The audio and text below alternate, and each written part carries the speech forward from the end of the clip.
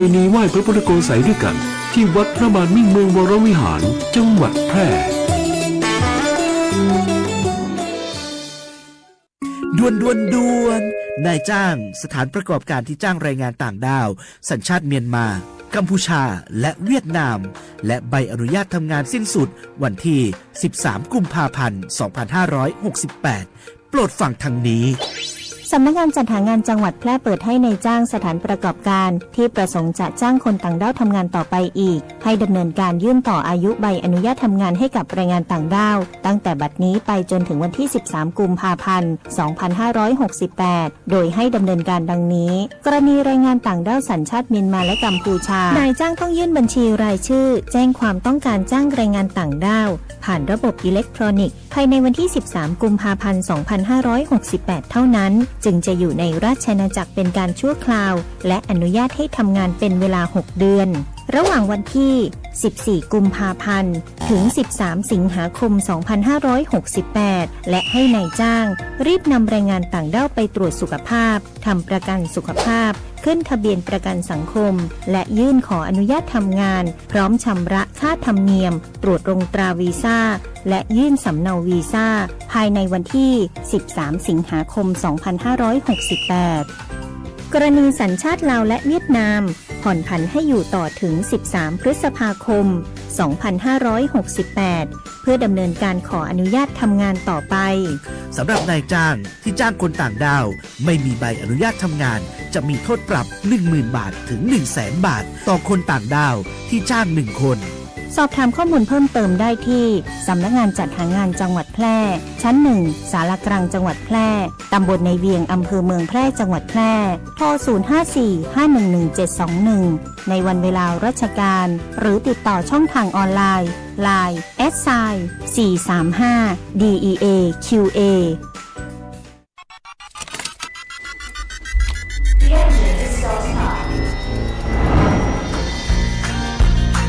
ชีวิตวิถีใหม่ขับขี่อย่างปลอดภัยไร้อุบัติเหตุด้วยความห่วงใยจากสถานีวิทยุกระจายเสียงแห่งประเทศไทยจังหวัดแพร่ FM 91 เมกะเฮิรตซ์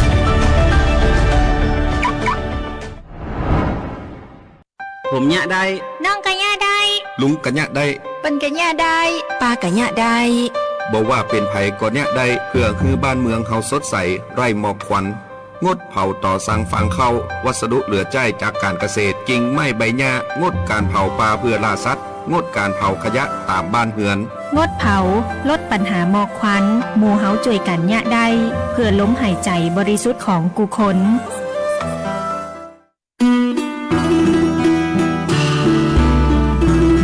มอห้อมไม้ซักถิ่นหักพระล้อจ่อแฮสีเมืองหรือเหลื่องแพะเมืองผีขนแต่นี่ใจงามเจ้าจังหวัดแปร่ขอต้อนรับนักท่องเที่ยวทุกท่านตีมาเยือนหมู่เฮาด้วยความยินดียิ่งเจ้า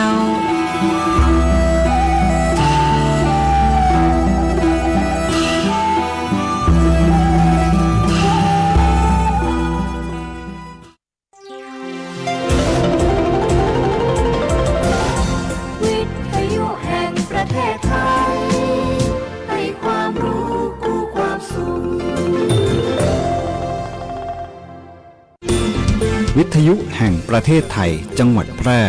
91 เมกะเฮิรตซ์ ให้ความรู้คู่ความสุขการทำงานให้สำเร็จขึ้นอยู่กับความสุจริตกายสุจริตใจ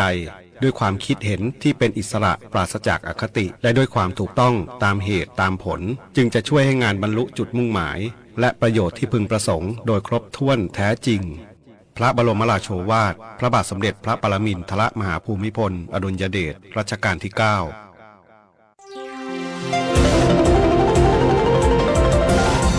วิทยุแห่งประเทศไทยให้ความรู้คู่ความสุขท่านผู้ฟังกำลังให้เกียรติติดตามรับฟังสถานีวิทยุกระจายเสียงแห่งประเทศไทยจังหวัดแพร่สำนักประชาสัมพันธ์เขต 3 กรมประชาสัมพันธ์ทำการส่งกระจายเสียงด้วยระบบ FM Stereo Multiplex ความถี่ 91 เมกะเฮิรตซ์จากที่ทำการอาคารสถานีบ้านสองแควหมู่ที่ 7 ตำบลป่าแมดอำเภอเมืองจังหวัดแพร่จากนี้ไปขอเชิญท่านรับฟังรายการ คณะกรรมการธรรมาภิบาลพบประชาชน โดยคณะกรรมการธรรมาภิบาลจังหวัดแพร่ครับ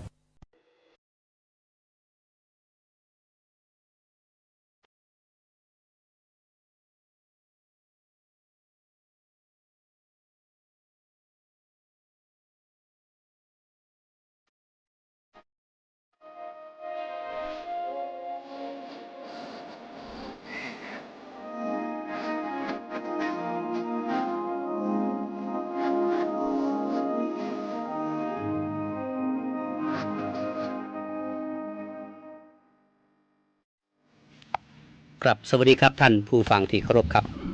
รายการคณะกรรมการธรรมาภิบาลพบประชาชนกามาป้าครับผมธีรพงษ์ พลงออนครับทำหน้าที่เหมือนเดิมเนาะครับก็มาดูบทบาทหน้าที่ของคณะกรรมการธรรมาภิบาลครับ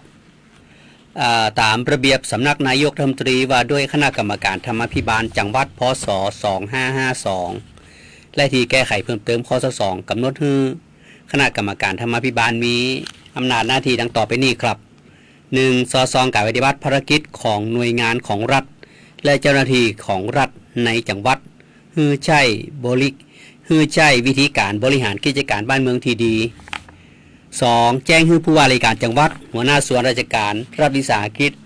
หรือหน่วยงานอื่นของรัฐที่เกี่ยวข้องแล้วแต่กรณีได้ดำเนินการตามอำนาจหน้าที่ในกรณีที่พบว่ามีการละเลยบ่ปฏิบัติตามกฎหมายระเบียบข้อบังคับหรือมีการทุจริตนะครับ 3. เสนอแนะแนวทางการปฏิบัติและส่งเสริมตามหลักคุณธรรมจริยธรรมและธรรมาภิบาลเพื่อการบริหารกิจการบ้านเมืองที่ดีของหน่วยงานของรัฐและเจ้าหน้าที่ของรัฐแก่ผู้ว่าราชการจังหวัดและหน่วยงานอื่นของรัฐในจังหวัด 4. ติดตามการปฏิบัติตามมติของคณะกรรมการธรรมาภิบาล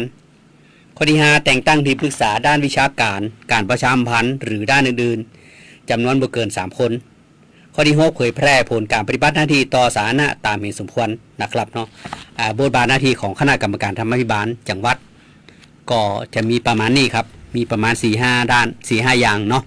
4-5 ข้ออิตนาเนาะครับครับช่วงนี้การทำงานของคณะกรรมการธรรมาภิบาลก็โดยกำหนดไว้ว่าจะออกสอดส่องโครงการเดือนละครั้งนะฮะเดือนละครั้ง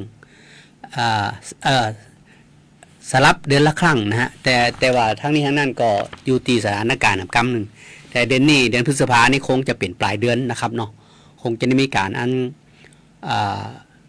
ไปสอดส่องโครงการและจะมีการประชุมกันนะครับเนาะครับก็มีหลายโครงการที่เขาเลือกไว้นะฮะเพื่อจะได้เข้าไปดูว่าโครงการแต่ละแห่งโครงการในส่วนใหญ่ก็จะมาจากอปทก็คืออบตองค์กรปกครองส่วนท้องถิ่นนะจะมีเป็นโครงการบริหารส่วนตำบลเทศบาลเมืองเทศบาลตำบลและอบจและจังหวัดนี่ส่วนภูมิภาคเนาะอบทนี่ก็คือมีอบตเทศบาลเมืองเทศบาลตำบลและองค์การบริหารส่วนจังหวัดนะครับเนาะก็จะมีการไปสอดส่องโครงการนะฮะถ้าบ่เป็นทางการนี่ก็จะเป็นประมาณนี้นะฮะถ้าเป็นทางการก็ต้องทันผู้ตรวจมานะครับเนาะผู้ตรวจมาก็คงจะเป็นสลับครั้งนะสลับครั้งถ้าครั้งหน้านี้เขามีการประชุมบ่เป็นทางการก็ครั้งต่อไปผู้ตรวจก็จะมานะฮะครับก็คณะกรรมการธรรมาภิบาลก็มีบทบาทหน้าที่ก็ดูแลโครงการต่างๆนะเข้าไปสอดส่องว่างบประมาณที่ท่านใจนั่นมีความคุ้มค่าก็และบางสิ่งบางอย่างที่เขาอาจจะไปดูแล้วว่าบางสิ่งบางอย่างอาจจะขาดตกบกพร่องไปบางอย่างที่โครงการที่ท่านทำนั่นดีแล้วแต่ยังมีอย่างที่ต้องเพิ่มเติมก่อนะฮะบางครั้งนี่ทำถนนแต่ว่าเขาไปเห็นแล้วถนนบางจุดนี่น่าจะมีแนวกันตกอย่างทำนองนั้นนะครับเล็กตีวางข้างถนนเนี่ยตี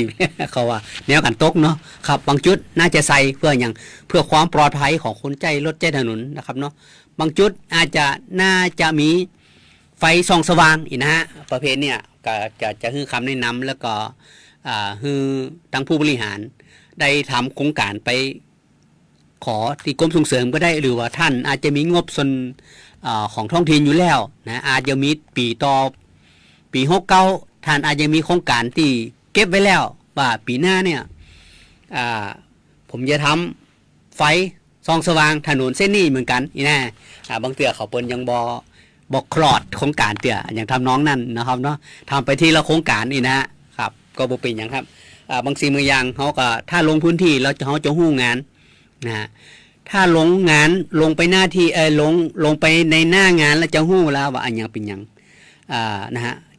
ยังผมเป็นนักข่าวเนี่ยนะถ้ามีเหตุการณ์เกิดขึ้นนะฮะเหตุการณ์อย่างกระจ่างรถโจรกันก้าอย่างก้านี่เขาลงไปพื้นที่เขาจะหู้แล้วเขาจะหู้ว่าอันนั้นเป็นเจ้านั้นนั่น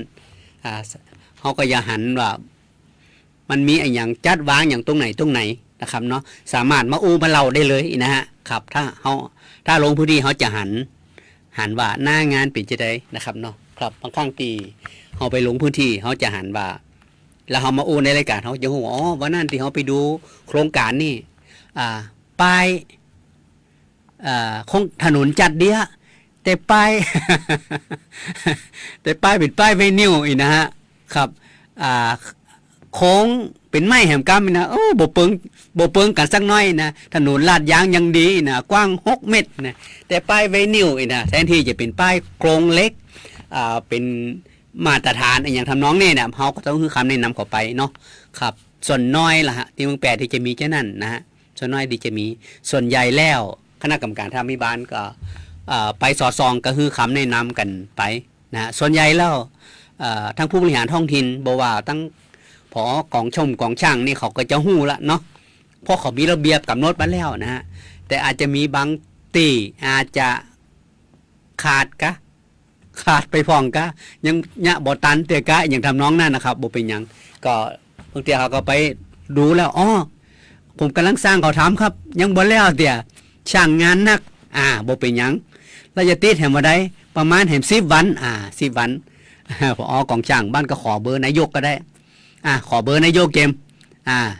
ถึงเวลามา10 วันแหม10เอาเลยไปแหม5 วันเนาะโทรตัวแล้วนายกติดใส่ป้มใส่ป้ายอะไรยังป้ายถนนทรงหูมือผมเจมโดมือพอเจมโดคือบางครั้งเขาต้องติดตามงานด้วยครับผมแม่พี่น้องครับ นะฮะติดตามงานเพื่ออย่างเพื่อประโยชน์ของผมแม่พี่น้องทุกท่านทุกคนนะเพราะโครงการทุกโครงการฮะต้องมีป้ายบอกโครงการตัวนะยังเทศบาลกอไก่เนี่ยทำถนน6 เมตรอย่างดีเลย2 กิโลถนนยังดียังงามเลยนะฮะครับแต่ป้ายบ่ตันแปลงเตี่ยนะเปิ้นก็บอกว่าตั้งช่างทำบ่ตันงานหนักอย่างน้องนั่นบ่เป็นหยังครับใส่มาลุ้นได้แต่ว่าทั้งนี้ทั้งนั้นก็ต้องตัวงานกันนั่นแหละเขาต้องโชว์เต็มที่นะฮะเขาทำโครงการทำงานไปแล้วต้องบอกกล่าวกับพ่อแม่พี่น้องครับท่านจะนึกภาพท่านจะนึกถึงว่าท่านทำงานแล้วท่านบ่ได้ประชาสัมพันธ์เนี่ยจะนึกถึงตอนเวลานี่ยังตอนที่ท่านหาเสียงนี่ช่วงนี้เป็นการหาเสียงของมีการเลือกตั้งนายกเทศมนตรีเนาะนายกเทศมนตรีและสมิทสภาเทศบาลเมืองกับเทศบาลตำบลช่วงนี้มีการเลือกตั้งนะฮะเลือกตั้งเลือกนายก23 ตีเลือกสมาชิกสภา26 ตีนะตอนนี้ฮะถ้าท่านลืมอย่างข้างที่แล้วนั่นน่ะอย่างเทศบาลกอไก่นั่นน่ะท่านก็เสียดายแล้วเนี่ยการประชาสัมพันธ์เป็นสิ่งที่ดีป้ายโครงการนะท่านสามารถเอามาขอว่าป้ายโครงการนั้นสามารถจะบอกกันอย่างทุกเรื่องแล้วว่าโครงการเส้นนี้ถนนเส้นเนี่ยเป็นหน่วยงานไหนทำงบประมาณต่อใดนะฮะมันจะบ่งบอกประชาสัมพันธ์นายกสมมติว่านายกกอไก่เนี่ยนายกก็จะได้นาเราหูเขาสร้างถนนจากนี้ไปนี่2 กิโลกว้างลึกอย่างงามเลยนะเขาสามารถประชาสัมพันธ์ได้เลยสามารถคือเจ้าหน้าที่ของเทศบาลสามารถเอาเขียนขึ้นข่าวขึ้นเฟซได้เลยประชาสัมพันธ์ตัวเขาประชาสัมพันธ์การทำงานของผู้บริหารประชาสัมพันธ์ขององค์กรหน่วยงานของท่านนั่นเนาะเจ้าก็ครับเนี่ยถ้าคณะกรรมการทางบ้านเล็งเห็นว่าท่านทำงานนะท่านต้องประชาสัมพันธ์ตัวเขานะบ่จะไปอายอย่างครับถ้าบทติดป้ายแสดงว่ามีปัญหาใช่ไหมมีปัญหาใช่ไหมมีอย่างลึกลับซับซ้อนกว่านั้นก็ ถ้าคณะกรรมการอธิบายจะมองในเห็นเรื่องนี่นะครับมองเห็นเรื่องเลยนะจะมองไปเห็นเรื่องเลยนะครับถ้าท่านติดป้ายอย่างสง่าพาเผยโอ้ยโชว์ได้เลยนะครับนายกไปถ่ายรูปเซลฟี่ได้เลยเจ๊ก็ครับเขาจะได้อวดผลงานนะครับ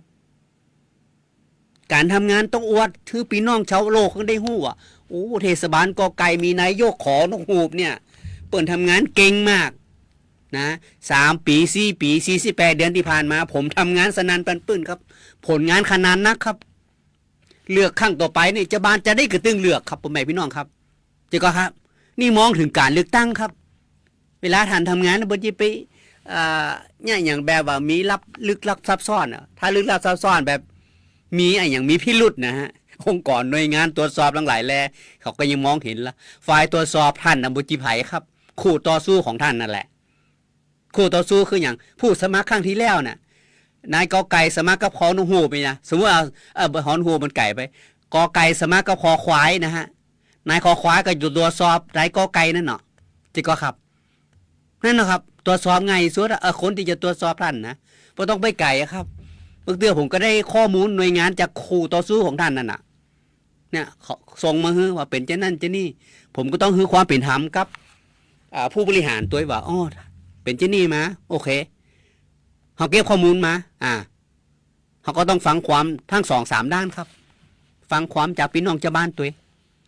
นะฮะเพราะหลายๆเรื่องเนี่ยบางครั้งเนี่ยก็ใส่ไฟใส่ความกันพ่องนะบางครั้งเขาก็ต้องระมัดระวังในเรื่องนี้ตัวนะครับเนาะเพราะว่าบางเตื้อก็ เขาจะไปเป็นเครื่องมือเขานะฮะครับทั้งนี้ทั้งนั้นก็ต้องความเป็นธรรมทั้ง2 ฝ่ายฟังหมดนะครับฟังความรอบด้านถึงแม้ท่านจะล่องมาถ้าล่องมาบ่มีข้อมูลบ่เป็นข้อเท็จจริงครับผมสามารถตรวจสอบได้หมดครับบ่จริงครับการทำงานของผมในฐานะที่เป็นสื่อมวลชนฮะแค่ผมบ่ต้องไปก็ได้บางเตื้อนะผมเช็คขั้นเช็คนี่โทรไปหาคนนั้นคนนี้ในพื้นที่เพราะผมก็มีแหล่งข่าวผมในพื้นที่แต่ละตำบล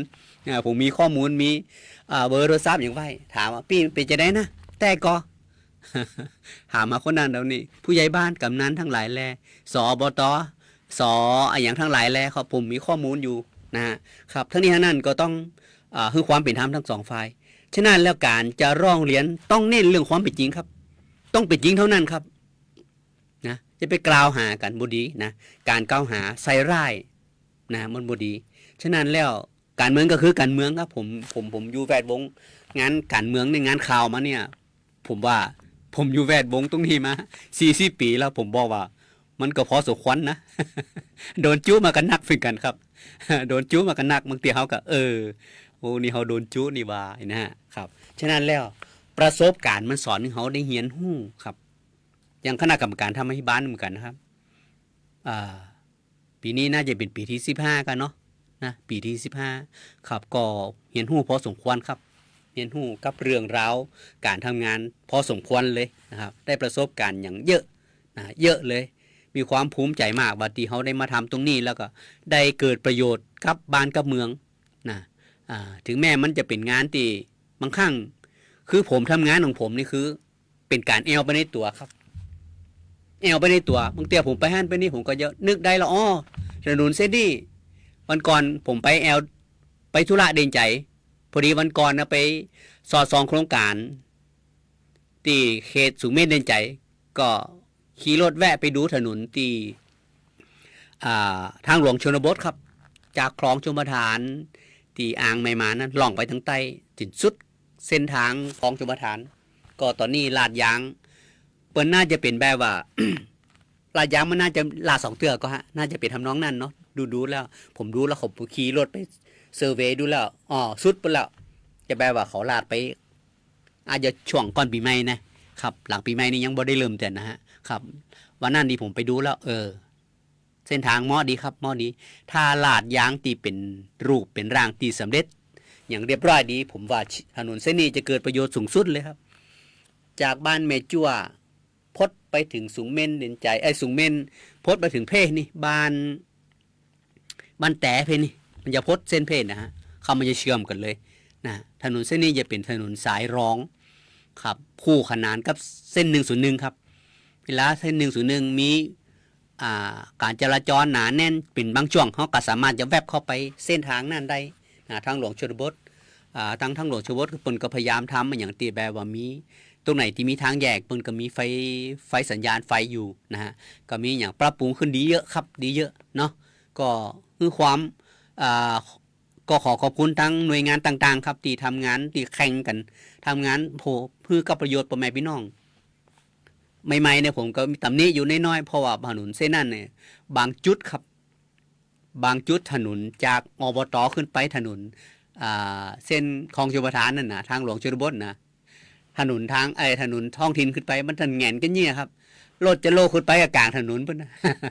มอไซค์ขึ้นไปกับกลางถนนถ้ารถมาเส้นนั่นนะฮะกระโจนกับทุกร้ายกันครับแต่ก่อนบ้านหนองจ้องน้ำเนี่ยที่หนองจ้องน้ำนะชนกันบ่อยครับเดี๋ยวนี้มีระบบไฟมีอย่างก่อดีขึ้นเยอะครับผมฝากไปตั้งผู้บริหารท้องถิ่นถ้าท่านเห็นปัญหาตรงนี้ท่านจะสรรงบประมาณในการทำถนนให้มันปรับถนนให้มันมีความ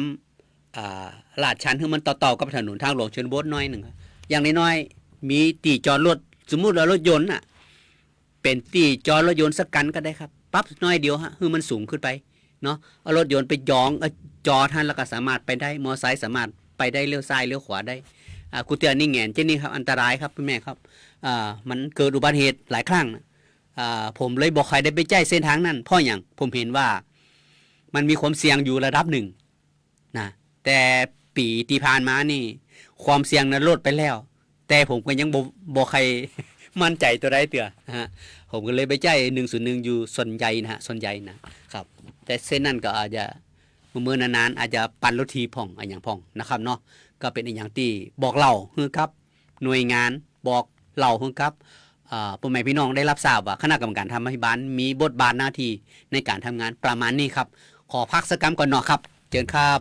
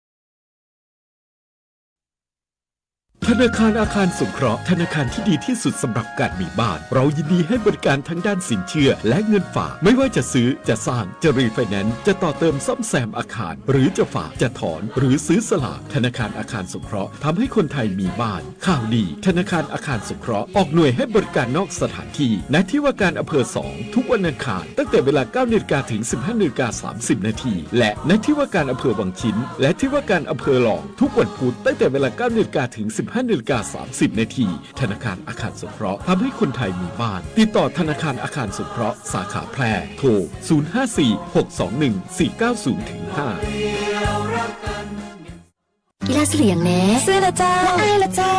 ไอ้ซื้อละกาซื้อละเจ้าแล้วคุณลุงละเจ้าซื้อเหลียงนะเจ้าโอ้ซื้อละกะลาเด้อ ถ้าตั๋วเหรอถ้าเจ้าถามตั๋วแล้วเนาะที่กำลังฟังอยู่แน่ว่าซื้อประกันภัย200ละกาประกันภัยที่ซื้อได้ตั้งแต่อายุ20ถึง60 ปีจ่ายแค่200 บาทต่อปีคุ้มครองสูงสุดถึง 100,000 บาทแถมยังมีตัวสุขภาพก็สมัครถึงตัวนะฮู้จีอีแล้วเลี้ยเราไปซื้อกันดีกว่ากาถ้าเกินร้อยคือประกันภัย200กับคนที่คุณห้าโดยสำนักงานคปภ.สายด่วนประกันภัย1186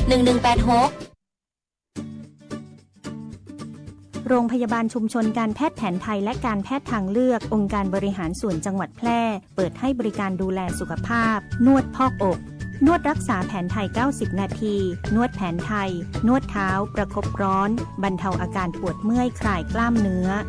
ข้อเข่าสมุนไพรรักษาข้อฝืดข้อเข่าเสื่อมข้อนิ้วข้อเท้าลดอาการปวดด้วยสมุนไพรเปิดให้บริการในทุกวันจันทร์อบไอน้ำสมุนไพรรักษาระบบทางเดินหายใจกระตุ้นการไหลเวียนของโลหิตลดการปวดเมื่อยกล้ามเนื้อขับน้ำข่าวปลาแม่หลังคลอดเปิดให้บริการในทุกวันอังคารบรรเทาอาการปวดเมื่อยคลายกล้ามเนื้อผู้มาใช้บริการให้นำบัตรประจำตัวประชาชนมาด้วยทุกครั้งใช้สิทธิ์เบิกจ่ายตรงข้าราชการสิทธิ์ประกันสังคมหรือสิทธิ์บัตรทองในจังหวัดแพร่สิทธิ์รัฐวิสาหกิจหรือชำระเงินสดติดต่อจองคิวรับบริการเวลา 8:30 นาทีถึง 16:30 นาทีเว้นวันหยุดนักขัตฤกษ์โทร 054-523-338-9ครับบ่ดื่มบอกครับปลอดภัยตลอดการเดินทางด้วยความห่วงใยจากสวท8 FM 91 เมกะเฮิรตซ์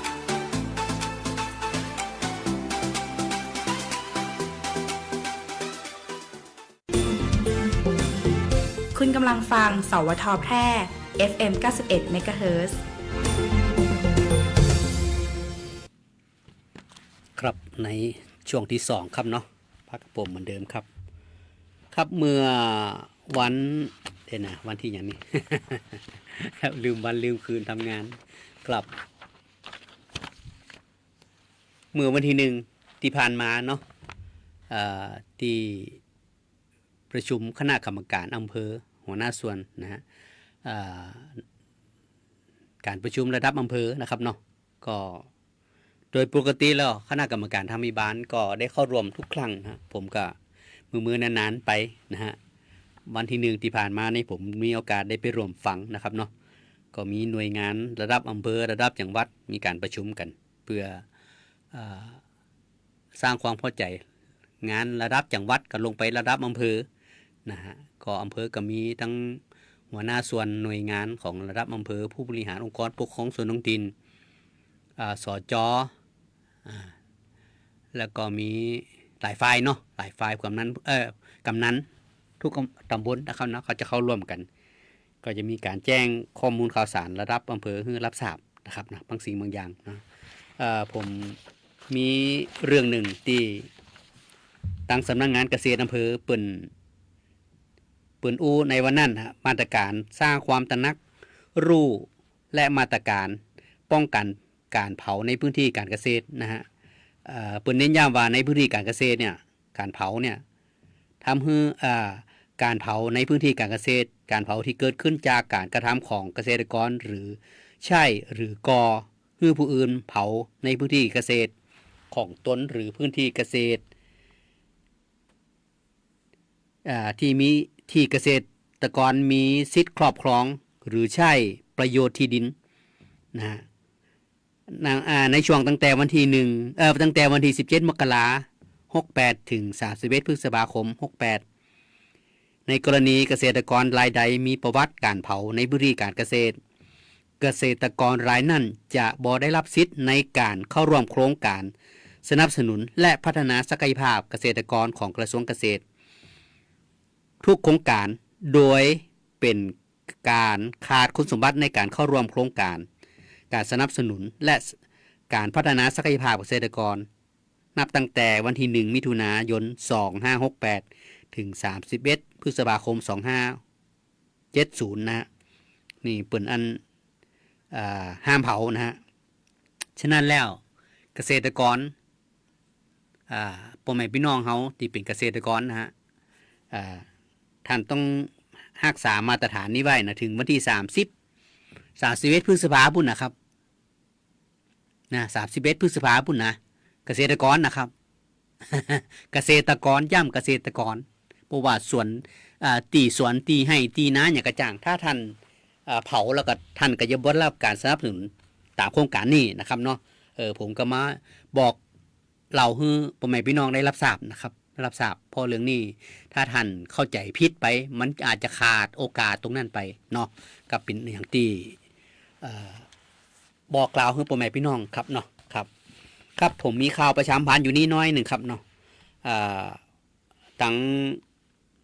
ผู้ใหญ่ใจบุญเปิ่นมอบที่ดินให้กับศูนย์การศึกษาพิเศษจังหวัดแปร่นะครับเมื่อวันพุธที่30ที่ผ่านมานางสาวนินรัตน์สุรีผู้อำนวยการศูนย์การศึกษาพิเศษประจำจังหวัดแปร่รับมอบที่ดินโฉนดเลขที่12264ตำบลนาจักอำเภอเมืองแปร่จังหวัดแปร่จำนวน2งานนะครับ2งาน15.6 ตารางวาจากผู้ใหญ่ใจบุญก็ได้แก่คุณแม่ท้องม่วนใจสุบันนะคุณแม่วันธนีพรอุปถัมพานั้นนางสลาพรวิริยะชนานุสรณ์นะโดยมีนายสายันโชติกรธนารักษ์พื้นที่จังหวัดแปร่เป็นผู้รับมอบที่ดินณสำนักงานที่ดินจังหวัดแปร่เพื่อการเพื่อให้กับศูนย์การศึกษาพิเศษนะฮะศูนย์ศึกษาพิเศษเป็นสิ่งที่ดีมากครับเป็นสิ่งที่ดีมากเนาะศูนย์ศึกษาพิเศษก็ผมเคยขี่รถถีบไปกายแถวนั้นนะฮะอยู่กาดน้ำท้องนะฮะขี่รถถีบไปแอลกับตรงนี้เป็นอะไรอย่างนี้ก็เลยเข้าไปพอเป็นศูนย์ศึกษาพิเศษนะฮะก็เป็นสิ่งที่ดีที่ผู้ใหญ่ใจบุญที่เปิ้นมอบที่ดินให้จำนวน2งานนะฮะ2งานกว่าเนี่ยครับเป็นสิ่งที่ดีรู้สึกว่าผมหันในรูปมีรูปอาจารย์ได้นานเดี๋ยวก่อนเป็นอาจารย์นามสกุลใจสุบันเนี่ยฮะเดี๋ยวก่อนนะผมจำชื่อเปิ้นไม่ได้ เคยอู้กัน นามสกุลใจสุบันนี่ที่ท่านแม่เปิ้นเนาะน่าจะเป็นท่านแม่เปิ้นนามสกุลใจสุบันคุณแม่ท้องม่วนใจสุบันเนี่ยเดี๋ยวก่อนอาจารย์ผมจำชื่อเปิ้นไม่ได้สมมาตรครับจำหน้าได้ครับ จำหน้าได้แต่จำชื่อไม่ได้เนาะครับคนเดียวนี่จำได้หมดแล้วครับ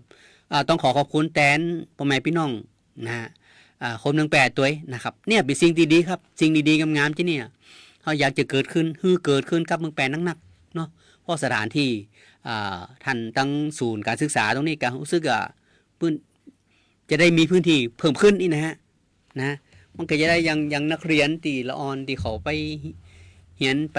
ศึกษาตัวนั้นก็จะได้มีสถานที่ออกกำลังกายอย่างนั้นเนาะเป็นสิ่งที่ดีเนาะครับก็ขอบคุณมากนะครับก็มามาถึงเรื่องแวะไปเรื่องการเมืองตอนนี้ช่วงนี้เป็นเรื่องตั้งการเลือกตั้งนายกเทศมนตรีและสมาชิกสภาเทศบาลนะฮะมันตอนนี้มีเทศบาลเมืองกับเทศบาลตำบลเนาะครับอย่างตะกี้ผมไปแล้วเลือกนายกมี23ตีเลือกสมาชิกสภา26ตีนะครับวันอาทิตย์ที่11 พฤษภาคมนี้นะเป็นวันวัดชะตากันละ ใครจะไปต่อหรือจะพอแค่นี้กันหู้กันวันนั้นเลือกตั้งเวลา8 โมงถึง5 โมงแรงนะครับเนาะ5 โมงแรงนะฮะก็วันอาทิตย์ก็คง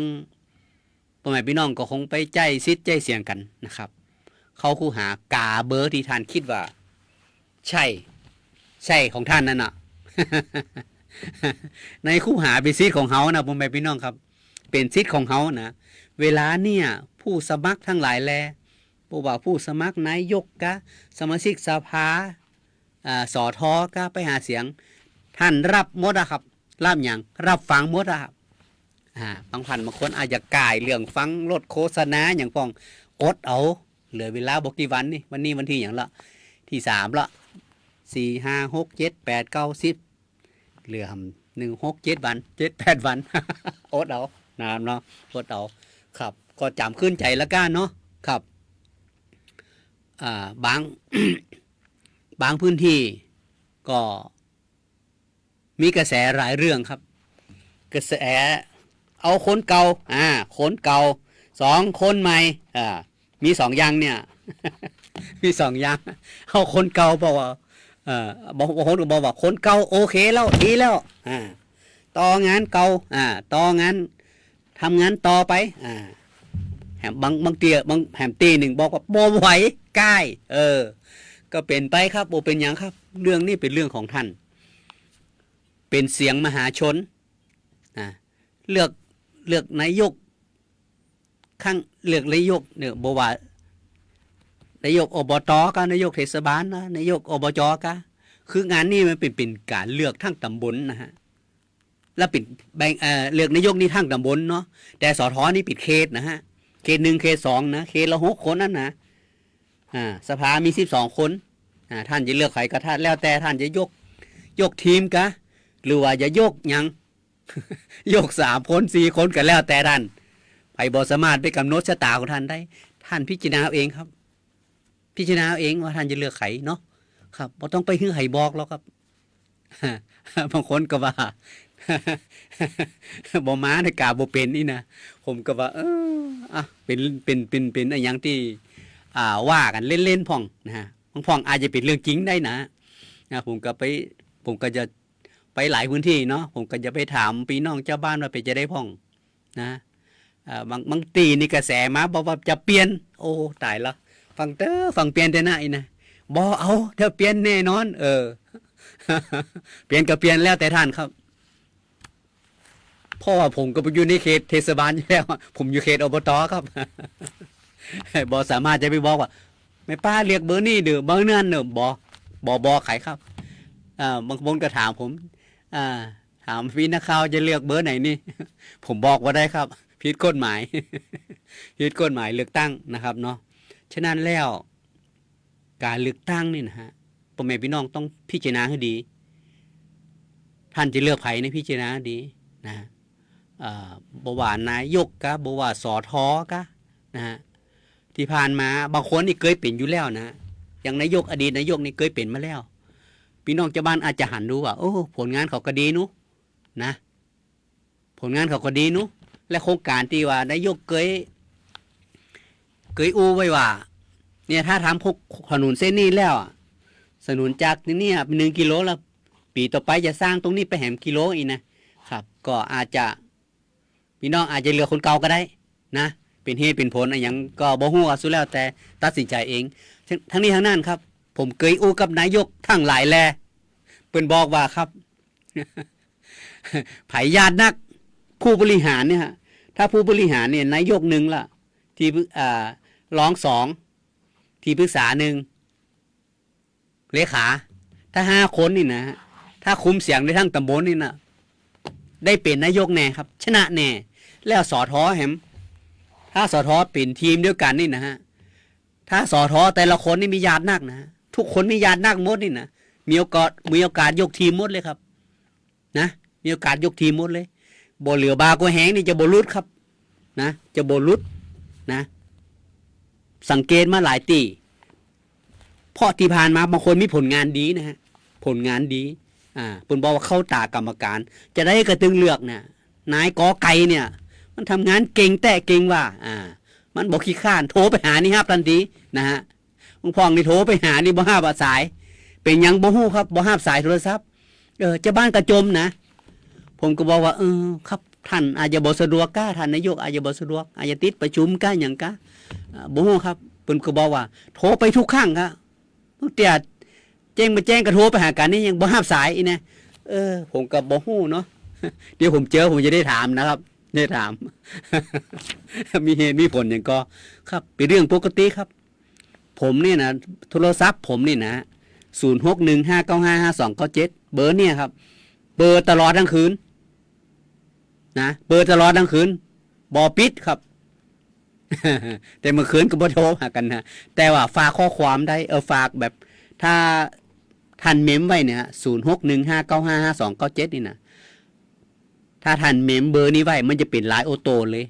มันจะเป็นไลน์ในตัวเลยท่านสามารถฝากข้อความฝากเรื่องฝากเล่าเขียนอะไรอย่างคงไปที่ท่านเลยนะฮะผมก็ต้องขอขอบคุณหลายท่านหลายคนที่ใจบริการมาตลอดครับนะขอบคุณตัวเพราะว่าบางสิ่งบางอย่างบางเตี้ยเขาบ่ตันได้ฮับก็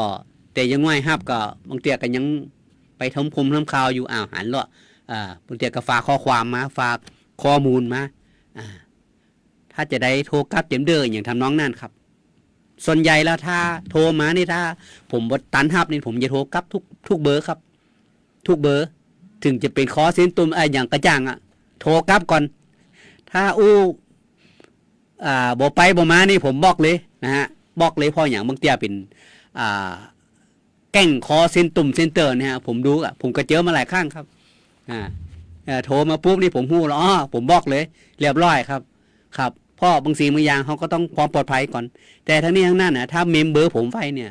ส่วนใหญ่จะเป็นคนที่บ่ใจแก่งคอเซ็นเตอร์ครับเป็นคนที่ประสงค์ดีทั้งนั้นนะฮะประสงค์ดีต่อบ้านต่อเมืองผมก็ต้องขอบคุณทุกท่านตัวนะครับเนาะครับบางสิ่งบางอย่างเขาก็ต้องปึ่งพ่อแม่พี่น้องนี่แหละนะตาสองตานี่สามารถจะไปทัวร์ได้ทั้งจังหวัดครับบางเรื่องบางราวนี่เมื่อเที่ยวผมนอนอยู่มีข้อความมาบ่ใจข้อความครับเป็นไลน์บอกมาเลย